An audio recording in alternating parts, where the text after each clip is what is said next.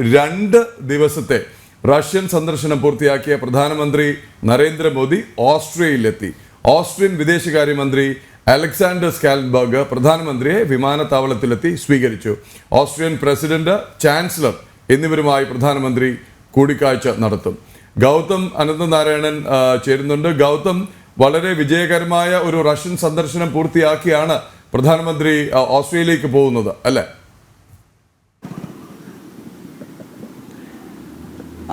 പ്രദീപിന് അത് തന്നെയാണ്. അതായത് 2 ദിവസത്തെ റഷ്യൻ സന്ദർശനം ചരിത്രത്തിന്റെ ഭാഗമായി മാറുകയാണ്. ഭാരതത്തിന്റെ പ്രധാനമന്ത്രിക്ക് റഷ്യ അവരുടെ പരമോന്നത ബഹുമതി ഉൾപ്പെടെ നൽകിക്കൊണ്ട്, റഷ്യയുടെയോ അല്ലെങ്കിൽ ഇതുവരെ ഇന്ത്യയുടെ ചരിത്രത്തിൽ ഒരു പ്രധാനമന്ത്രിക്കും റഷ്യ ഇത്തരത്തിലൊരു ബഹുമതി നൽകിയിട്ടില്ല. 2019 ഈ ബഹുമതി പ്രധാനമന്ത്രി നരേന്ദ്രമോദിക്ക് പ്രഖ്യാപിച്ചത്.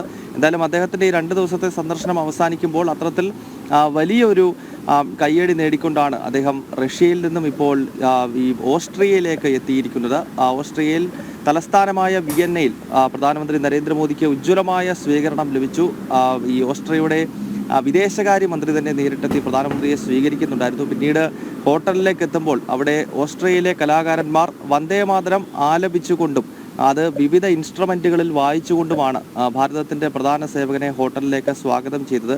അങ്ങനെ 2 ദിവസത്തെ റഷ്യ സന്ദർശനത്തിൽ ഉടനീളം പ്രധാനമന്ത്രിക്ക് വലിയ വരവേൽപ്പും വലിയ സ്വീകാര്യതയും റഷ്യൻ തലസ്ഥാനമായ മോസ്കോയിൽ ലഭിക്കുന്നതിന്റെ ദൃശ്യങ്ങൾ നമ്മൾ കഴിഞ്ഞ 2 ദിവസമായി തുടർച്ചയായി കാണുന്നുണ്ടായിരുന്നു. അതിന്റെ ഒരു തനിയാവർത്തനമാണ് ഇപ്പോൾ മറ്റൊരു യൂറോപ്യൻ രാജ്യമായ ഓസ്ട്രിയയുടെ തലസ്ഥാനമായ വിയന്നയിലും കാണുന്നത്. ഇന്ന് അദ്ദേഹം പ്രധാനമായും പ്രധാനമന്ത്രിയുടെ ഇന്നത്തെ ചടങ്ങുകൾ ഒന്ന് ഓസ്ട്രിയയുടെ ചാൻസലർ, അതോടൊപ്പം തന്നെ പ്രസിഡന്റ് എന്നിവരുമായി കൂടിക്കാഴ്ച നടത്തും. അതുകൂടാതെ ഇന്ത്യയിലെയും അതോടൊപ്പം തന്നെ ഓസ്ട്രിയയിലെയും പ്രധാനപ്പെട്ട ഈ ബിസിനസ്സുകാരുമായി ഇന്നൊരു കോൺക്ലേവ് നടക്കുന്നുണ്ട്. ആ കോൺക്ലേവിലും പ്രധാനമന്ത്രി നരേന്ദ്രമോദിയും ഒപ്പം ഓസ്ട്രിയൻ ചാൻസലറും സംസാരിക്കുന്നുണ്ട്. ഒരു ദിവസത്തെ സന്ദർശനം മാത്രമാണ് ഓസ്ട്രിയയിൽ പ്രധാനമന്ത്രി നരേന്ദ്രമോദിക്കുള്ളത്. ഇതിൻ്റെ മറ്റൊരു സവിശേഷത, 41 വർഷങ്ങൾക്ക് ശേഷമാണ് ഭാരതത്തിൻ്റെ ഒരു പ്രധാനമന്ത്രി ഓസ്ട്രിയയിലേക്ക് എത്തുന്നത് എന്ന ഒരു സവിശേഷത കൂടിയുണ്ട്. 1983 അന്നത്തെ പ്രധാനമന്ത്രിയായിരുന്ന ഇന്ദിരാഗാന്ധിയാണ് അവസാനമായി ഈ രാജ്യം സന്ദർശിച്ച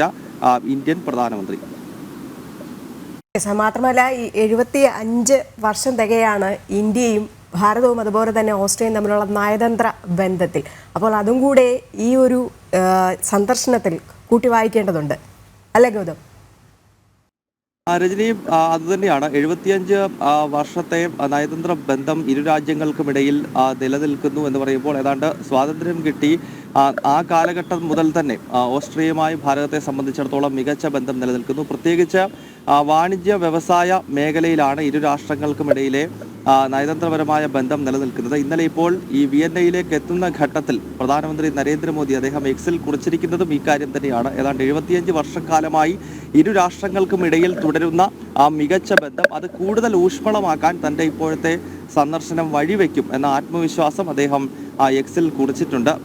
ഈ ഓസ്ട്രിയയുടെ പ്രസിഡന്റ്, അതോടൊപ്പം തന്നെ ചാൻസലർ തുടങ്ങിയവരും സമാനമായ രീതിയിലുള്ള പ്രതികരണം നടത്തിയിട്ടുണ്ട്. പ്രധാനമന്ത്രിയുടെ ഓസ്ട്രിയ സന്ദർശനത്തെ വളരെ പോസിറ്റീവായി കാണുന്നുവെന്നും ഇരു രാഷ്ട്രങ്ങൾക്കും ഇടയിലുള്ള നയതന്ത്ര ബന്ധം അത് കൂടുതൽ ഊഷ്മളമാക്കാൻ പ്രധാനമന്ത്രിയുടെ ഈ സന്ദർശനം വഴിവെക്കും എന്ന പ്രതികരണമാണ് ഓസ്ട്രിയയിലെ നേതൃത്വത്തിന്റെ ഭാഗത്ത് നിന്നും ഉണ്ടായിരിക്കുന്നത്. എന്തായാലും 2 ദിവസത്തെ റഷ്യ സന്ദർശനം നമുക്കറിയാം.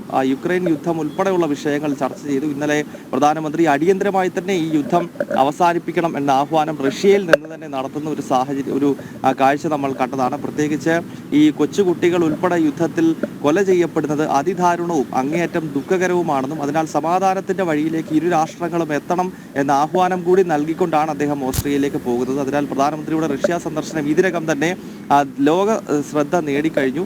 അതിനൊപ്പമാണ് അദ്ദേഹം ഇന്നിപ്പോൾ മറ്റൊരു യൂറോപ്യൻ രാജ്യം കൂടി സന്ദർശിക്കുന്നത്. ഇന്ന് ഈ 3 ദിവസത്തെ വിദേശ സന്ദർശനം ഇന്ന് വൈകുന്നേരത്തോടു കൂടി പൂർത്തിയാക്കി അദ്ദേഹം തിരികെ ഡൽഹിയിലേക്ക് മടങ്ങും. രജനി.